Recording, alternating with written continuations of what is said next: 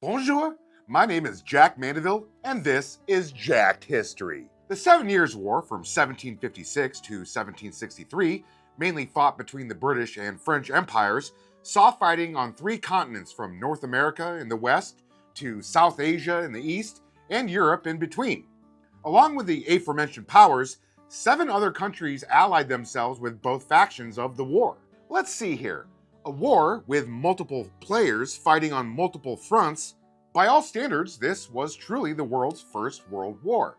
Something that modern historians and legends like Winston Churchill concur with. Wait, so if the 7 Years' War was World War I, then that would mean World War I was actually World War II, and World War II was actually World War III. And all this stuff with Russia and Ukraine and China and Taiwan is leading us into World War IV? World War IV. Now that has a fun ring to it. But while the fighting extended all the way to Asia and the bloody... Oh, she's clawing my feet. Go back one? Sorry. But while the fighting extended all the way to Asia and the bloodiest battles were concentrated in Europe, today we're focusing on the North American front. And here in the West, we more often refer to the 7 Years' War as the French and Indian War. Where World War I, as we know it, began with the assassination of Archduke Franz Ferdinand, World War II began with the Japanese invasion of China and the German invasion of Poland, and yes, Pearl Harbor for the American involvement. The spark that kicked off the 7 Years' War began with a young American military officer in service to the British Crown. His name? George Washington. Ever heard of him? The father of America? Father, I cannot tell a lie. Wooden teeth? You ever heard of him? Peter?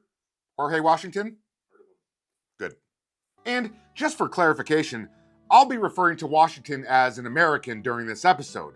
But the fact is, the American peoples never really started calling themselves Americans until the Revolution 20 years later. Even though most of them were born and raised in modern America, they still considered themselves British and had British loyalties at that time, including Washington. All right. How about some background? For those of you unaware, the British and French people never really got along with each other.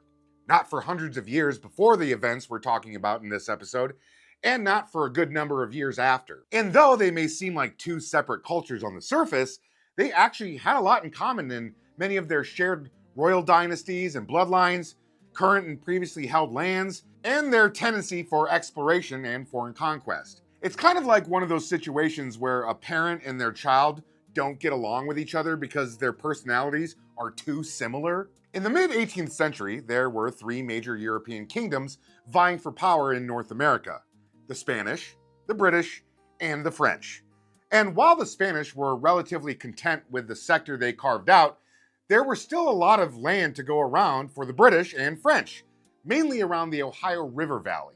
And between those 2 European powers were numerous native tribes like the Iroquois siding with the British and the Algonquin siding with the French in order to maintain their own claims of their lands. The Ohio River Valley laid west of the Appalachian Mountains and south of Lake Erie. It was the first true American frontier. With more tense claims of the area by the British and French and their increasingly strategic alliances with neighboring natives, the area was inevitably going to pop off with conflict. Enter George Washington. George was born into a prominent Virginia family, but with the death of his father at a young age, he had to fight for his place in the British American aristocracy. His older half-brother had purchased interest in the Ohio Company, whose sole purpose was to acquire and settle land in the area. And with that connection, George was appointed a surveyor at just 17 years old. By 1752, the British were constructing fortifications in what is now modern-day Pittsburgh, Pennsylvania, as a launching point for British settlers. The French caught wind of this and were probably like, "Sacre bleu!"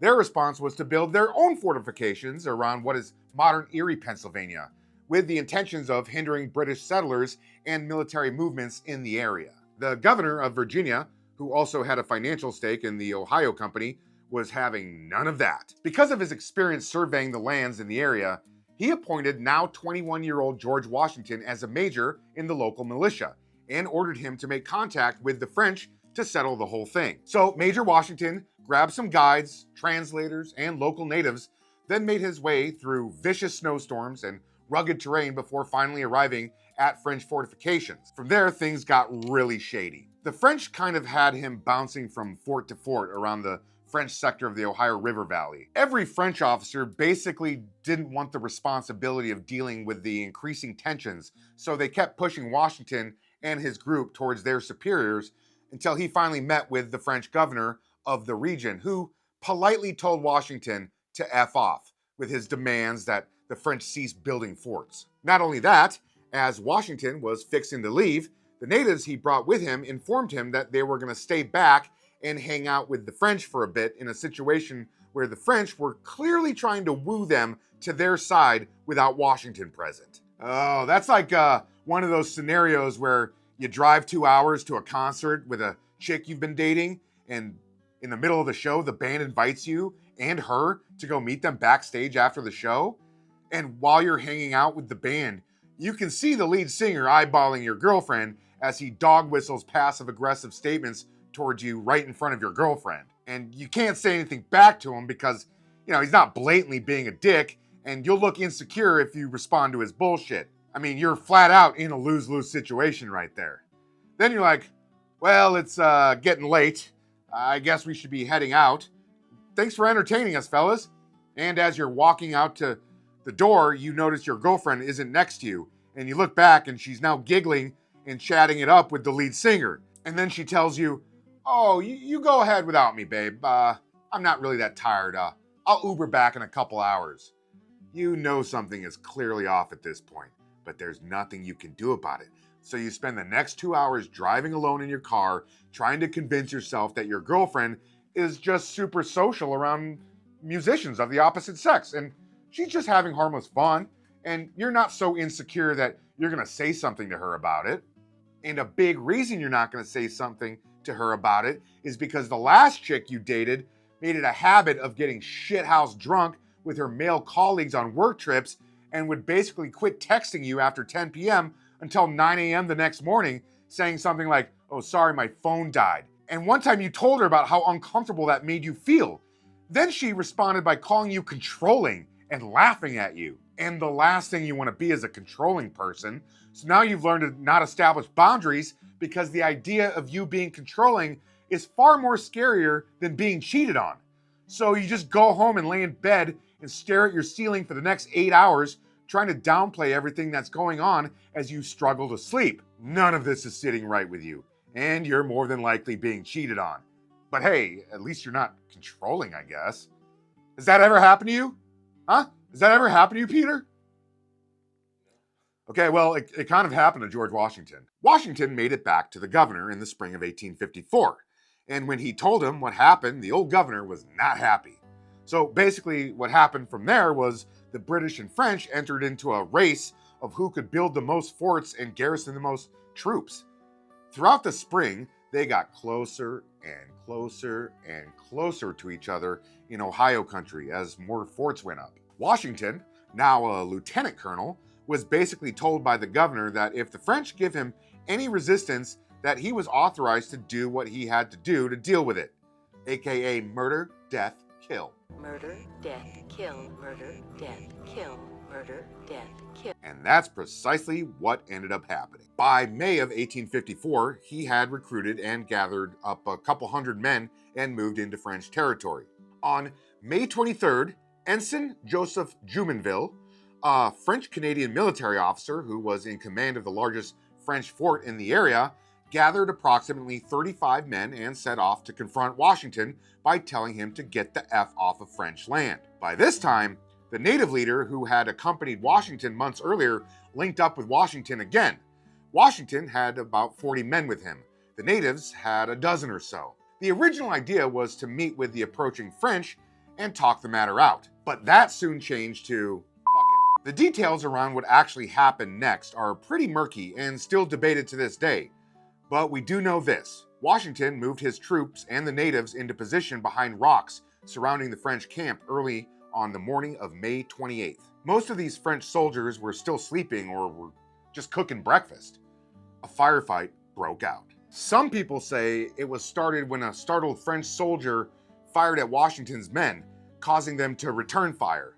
Others say Washington just said, fuck it, we ball, and unloaded on the unsuspecting French. Regardless, the fight lasted about 15 minutes, and by the end of it, most of the French were captured, while a few of them lay dead, including Jumonville. And the circumstances of his death are even more cloudy. Some say he was shot in the head during the heat of battle. Others claim that Washington had him shot in the back of the head while reading a summons. Others say the native leader ritualistically killed and scalped Jumonville with a tomahawk. And it's very possible that Washington killed Jumonville and others after they had surrendered. You know, war crimes kind of shit. Here's what we do know. A dozen or so French were killed and the rest taken captive, while the British only had one man killed. And in the aftermath, the French were understandably pissed off about the whole thing, and they had to respond to it, which they did on July 3rd. But before I go into that, please note that they didn't have the internet back in those days. You couldn't just fire off an email telling your leaders in Europe that the British were killing and capturing your soldiers in the Ohio frontier. So news about the affair was slow to get back to Britain and France, and the officers on the frontier had to take the initiative to handle it themselves. By June 28th, just a month after the Jumonville battle, over 700 French military, French-Canadian militia, and French allied natives, commanded by Jumonville's brother, were descending on Fort Necessity, the camp where Washington had moved his men to in anticipation of French retaliation. Also, it needs to be mentioned that Washington's native allies had hightailed it out of there by this point because they had lost all faith in the British objectives. You see, George, they showed you exactly who they were when they hung back and had private meetings with the French a few months before. Your ass had to walk all the way back to Virginia alone without the partner you showed up to the event with. But did you say to yourself at any point, oh, maybe I should set some boundaries and not allow them to humiliate me like that? No, you went right back to them and you showed them that you're all right with having your boundaries crossed because you didn't want to come off as controlling. And what did they do, George? What did they do? They left you again when you needed them the most, because people will only respect you based on the levels of respect that you have for yourself. And you had none. You have no one to blame but yourself, buddy boy. I'm sorry, I'm just so passionate about history. Anywho, George knew Fort Necessity and its 300 militia and 100 regular British soldiers weren't going to stand up to the 700 Frenchmen and natives. After some fighting that saw the death of 31 Brits and colonists, George surrendered to the French. When signing the surrender, there's a possibility he may have had the terms poorly translated to him, and as a result, he signed a document admitting to the execution of Jumonville. Or it's entirely possible that he actually executed Jumonville. We know him now as the father of the United States, who brilliantly saw us through the American Revolution. But 21-year-old George Washington had a lot more haters at that time than he does today. It wasn't just the French who were pissed off at him either. American colonial press and politicians, including the governor of Virginia who sent him on the mission, were pretty ticked off at his decision-making skills. As a result, this is what probably ended up hindering his career advancements in the British Army, and as we know today, his frustrations with his British military career were a large contributing factor to him jumping sides to the colonial army 20 years later. But the biggest thing about Washington's actions in the Ohio River Valley was how it escalated the course of events that eventually led to the 7 Years' War, the world's first true world war. His decisions to take on that small group of Frenchmen in the woods of Pennsylvania evolved into British, French, and numerous other European military powers duking it out all over North America, Europe, and South Asia. And his subsequent involvement in the fighting that took place in North America is what gave him the tools and knowledge that he needed to eventually defeat the British Army during the Revolution. Here's a couple of last things I personally find hilarious about the whole thing. A big reason why Americans were getting hit with the tax increases that eventually led to the American Revolution was King George III of Great Britain had to pay off debts he incurred while fighting the 7 Years' War. Look, I'm as patriotic as the next guy, but I also believe in truth and fairness.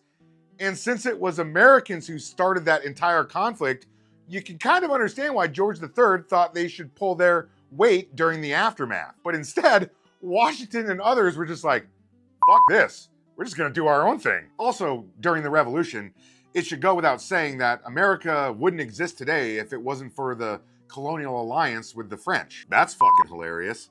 George Washington, who allegedly was indiscriminately killing French officers in the 1750s, was breaking bread and fighting with them 20 years later because Americans had joined the French in their hatred for the British. That's like when a hockey enforcer who's spent years beating the shit out of players on other teams goes into free agency and signs with a team that he used to terrorize.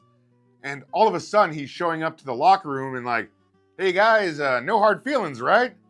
I mean, we're teammates now, so you have to forgive me for punching you in the face all last season. Anywho, that's the story of George Washington and the true First World War. And before I leave, the purpose of this show is to educate, no doubt. But above all else, I want to entertain people. I choose topics because they interest me. Some of them I've studied for years, and others I've learned about more recently. Regardless, when I'm writing these episodes, my main goal is to find the perfect balance of facts and fun. When I'm writing, performing, and editing a 15-minute script, I have to find the right amount of context and facts to give the viewer in order to keep the show rolling and maintain entertainment value. And because of that, I don't always get to give the details on certain events that I'd like to. Otherwise, it's gonna end up being a 4-hour episode and I'll be neglecting other work duties that I have. That's one of the hardest things I've learned in my 15 years of being a professional writer and entertainer. Sometimes you just have to cut things for the sake of the viewer or reader. With that being said, if anything I'm talking about is interesting to you, I encourage you to read or watch other things on it. Just for someone like George Washington alone, there are thousands of books, videos, and solid source material on him, and you'll be able to become a subject matter expert on him if you really want to. All right, please like, subscribe, share, and hit that notification button, or I'm going to attack Peter while he's eating breakfast.